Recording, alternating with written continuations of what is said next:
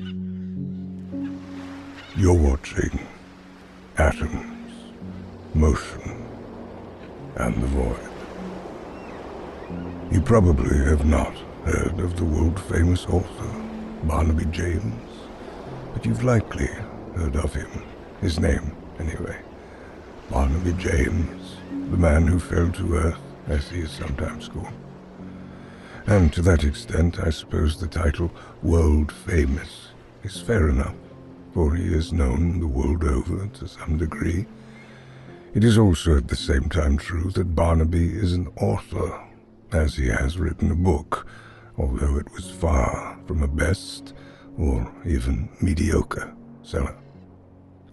122 is both the title of the book and the estimated top speed in miles per hour at which Barnaby James fell from a commercial airliner in 1979, having been sucked out the rear cabin door of Flight 19, a door which he himself opened while later claiming he believed he was simply gaining access to the Admirals lounge, which private club he had joined just prior to his flight, and which club, he again suggests, he supposed was to be found on board the various airplanes, where they are not, rather than in the airport terminals, where they are, but yet which upon such a door opening he then fell 35,000 feet to his life, as he often puts it in 122, which book's full title in fact reads as follows: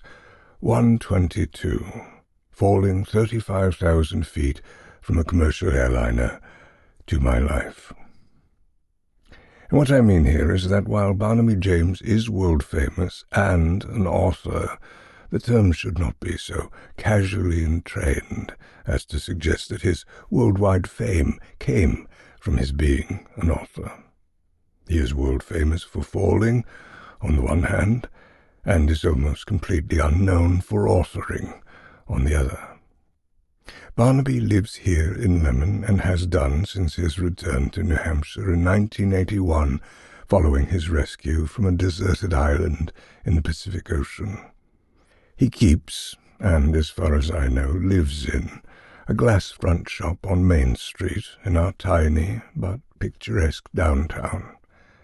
We refer to his shop, if we refer to it at all, as the book store, emphasizing the word book, not only to distinguish it from Annie's bookstore a few doors down, but more so because Barnaby's bookstore sells only one book, his own, 122. The store is small, poorly lit, somewhat falling apart, although it smells surprisingly good, of beaches and tropical shores, which fragrances are further enhanced, both inside and out, by the recorded sounds of life on a remote island paradise, winds and waves and exotic birds, and the occasional thump of a falling coconut. As you might imagine, the shelves of the intricately roving aisles are redundantly, nightmarishly crammed with thousands of copies of his book, one after the next, and Barnaby himself sits stationed at a small table with a pen, and for no additional charge will sign copies of 122, a dusty pile of which lays beside him on the floor. His shop glass bears the store name in gold filigree, Barnaby James Bookstore, featuring world-famous author Barnaby James, and the window's interior is dressed in hundreds of copies of 122 in scatters and stands and twisty towers, along with a very grim and enlarged black and white photograph, taken by one of the passengers of Flight 19, of Barnaby, completely naked, falling through the sky. There's a whole chapter devoted to his nakedness, in fact, Chapter 3, What Happened to My Clothes. In that chapter, Barnaby describes how significant loss of clothing is common during such miserably long plummets. Hats, of course, are the first to go, but coats and dresses and neckties aren't far behind, all shorn away in the consuming winds. Even one's shoes are finally plucked from one's feet, like apples from a tree at harvest time, when one reaches terminal velocity. And so generally, sadly, such people subject to great fallings are found only in their undergarments. Not Barnaby. In the first 1,000 feet of his fall, a distance determined by forensic analysts based on the mentioned photograph of the falling naked Barnaby, every last article of his clothing was somehow ripped straight from his person. Further analysis indicated that such violent cloth loss, which is the term used by those in this rough trade, would not be possible without some intervention. Several Barnaby mannequins, made of a flesh-like gelatin and tailored to his exact measurements, were thrown from the same height, wearing exactly the clothes he wore. And all of these Barnabys made it to earth and were found, in fact, as the experts expected, overdressed in shirts and pants and shoes. For, as these experts supposed at the time, and Barnaby later confirmed in court, he was the sort of person who wore the clothes of his younger self, while yet not managing to retain his former fighting weight.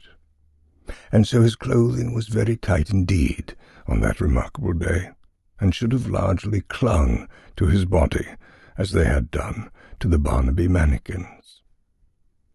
The conclusion the analysts reached was that Barnaby James had gone out the rear cabin door into the so-called Admirals' lounge, and immediately, as he fell to his life, proceeded to undress.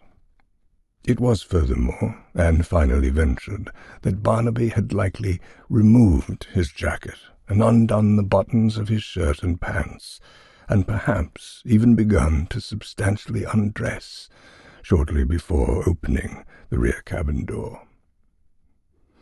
Of course, you may wonder why all these various investigations were undertaken in the first place. The answer to that is the increasingly ubiquitous answer to all our modern questions, it seems. Money.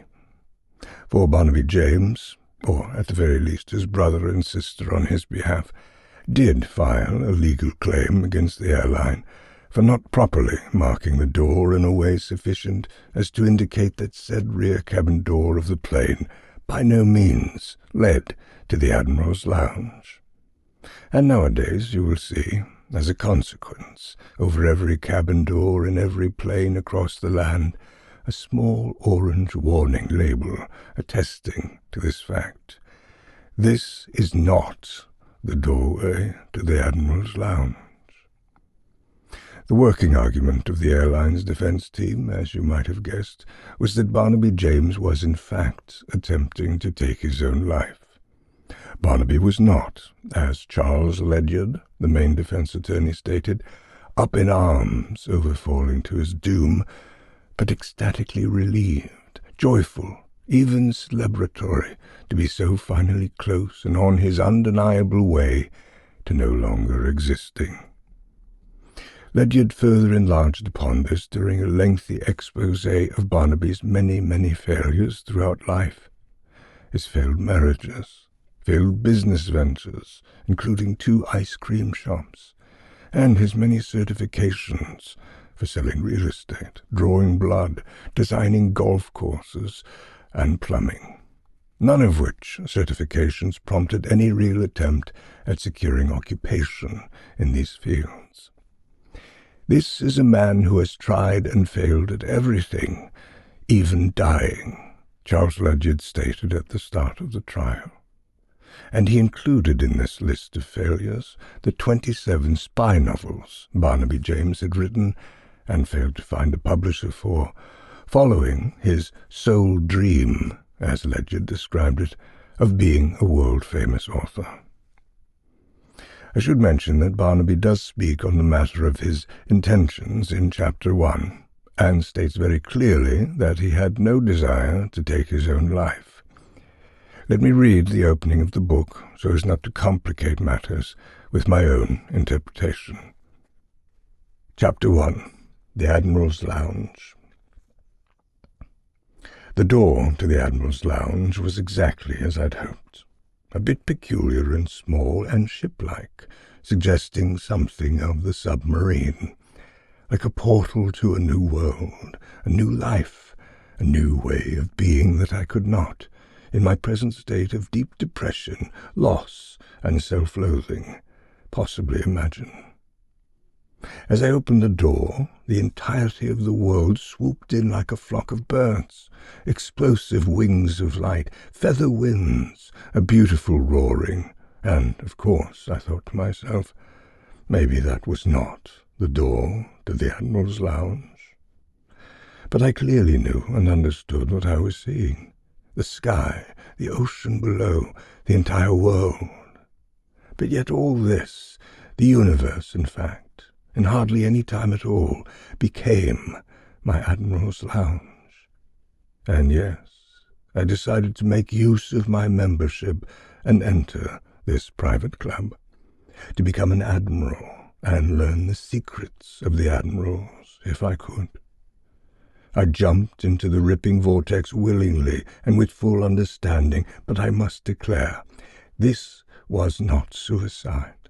If anything, I was trying to commit genesis upon myself.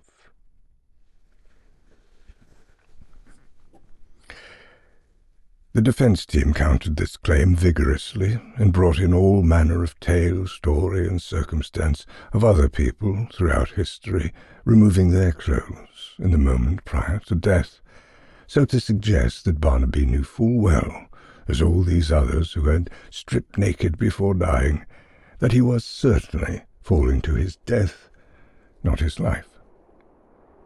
Here it might as well be mentioned that 122 is almost entirely devoted to Barnaby's 3-minute freefall to Earth. It is full of shocking wind and the high-speed thrills of falling, and descriptions of the magnetically rose-blue sea reaching gently up for him, as well as his views of the departing airplane, and even how he began to traverse the sky somewhat, to fly, as he puts it, toward the small greenish speck of an island some few miles off in the down-away distance. Nothing is revealed of his life before the fall, and very little of his legal matters, although he does mention being awarded several $1 million from the airline lawsuit, which money allowed him to write his book and open his bookstore, and finally live his one and only dream, as he puts it, of being a world-famous author. Also hardly discussed is the even more potentially fascinating account of his year on that deserted island in the Pacific Ocean. His eventual rescue earns only a single brief line in which he describes his attempt to reject his rescue, refusing to cooperate with the Coast Guard, who eventually had to restrain him and carry him forcibly from the island. Barnaby does linger over his joyful swim to shore. This despite a simultaneous claim that he was in complete agony, as both arms and legs had been shattered from his double bounce off the ocean surface. Hard as cement on the first bounce, as he puts it, and a little like a dirt path on the second. And it was there, as I swam, broken-armed and broken-legged, in that wild blue sea, with the whole box of my body broken all around me, he writes, that I realized I had never been happier. In the book's penultimate paragraph, Barnaby describes how he crawled across the white sand beach of his tropical paradise, where he then propped himself against a coconut tree, and from which position, he is adamant, he didn't move again until forced to do so during the Coast Guard rescue a full year later, surviving on coconuts as they fell nearly into his lap, and on a continuous supply of the small crab-like creatures that in the evenings took up residence in his broken hands. The book ends with an epilogue promise of a follow-up book, as yet unwritten, which Barnaby has titled Zero: How I Survived a Year on a Deserted Island while Hardly Moving at All. Which brings me, I suppose, to the point of all this. There is, at the back of Barnaby's store, a dark and mysterious exit that I have always found somewhat nauseating to consider. For Barnaby somehow managed to purchase, or secure in the legal settlement, the actual rear cabin door from Flight 19, which he then installed at the back of his shop as a kind of exit, or entrance, as he prefers to suggest, and above which infamous portal hangs a sign that reads, Admirals Lounge. Periodically Barnaby sends out invitations to certain people in town, who perhaps he perceives are falling to their own ends, granting them membership in his private club, if they so desire. Come learn the secrets of the Admirals, his note entices. The only caveat is that you must come to his store and buy his book, which then grants you full use of the Admiral's Lounge at the back, if you so wish. All you need do then is remove your shoes and socks, loosen your shirt and pants, if so desired, and then step through the rear cabin door of Flight 19, through which Barnaby himself exited all those years ago and fell to his life as a world-famous author. Which is where things, and I, at present stand, just outside his shop window, with my golden ticket, as it were, about to enter his book store, where I will obligingly remove my shoes, etc., and finally open the rear cabin door of Flight 19 and step into the Admiral's Lounge, such as it is.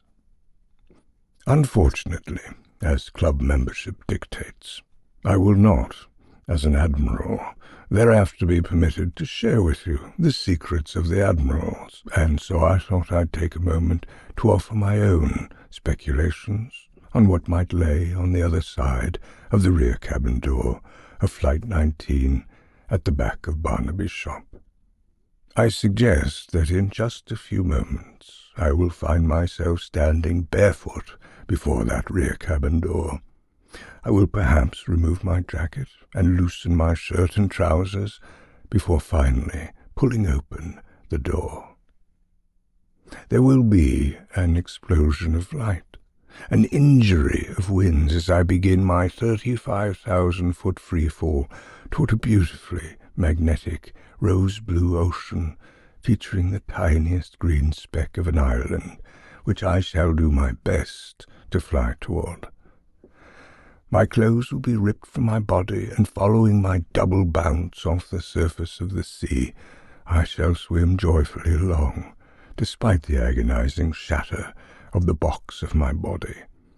And upon arrival at the island, I shall crawl over the white sands until I find myself propped against a coconut tree, and forever there, I suppose, I might remain. From 122 to absolute zero, fastest me to slowest me. Like Barnaby James, I shall fall to my life, and soon settle into the stillness of my being. If ever I am forcibly escorted from the island, I will at once, like Barnaby, begin to make real my one and only dream. For it was there on the island, in that long stillness, that Barnaby realized that he didn't want to sell real estate or ice cream or draw blood or design golf courses. He wanted to be a world-famous author. It is that part of the experience about which I have the greatest curiosity, for I have never known my purpose at any velocity, never had a dream around which I gathered all my resources. I just did this and that and went along like someone sampling a bit of the world's flavors without finding much to his liking. So much so that I've begun to suppose that a life on an island under a coconut tree, hardly moving at all, is what I've not only yearned for all my life, but perhaps what I've actually been up to all along in my own way. Not exactly living my dream, but living inside the world's dream. I won't be surprised, is what I mean, if it turns out that my one and only dream coincides exactly with my coming, very still life on my island in the rose-blue ocean, which, after all, I might as well suggest, could in fact be the secret of the Admirals.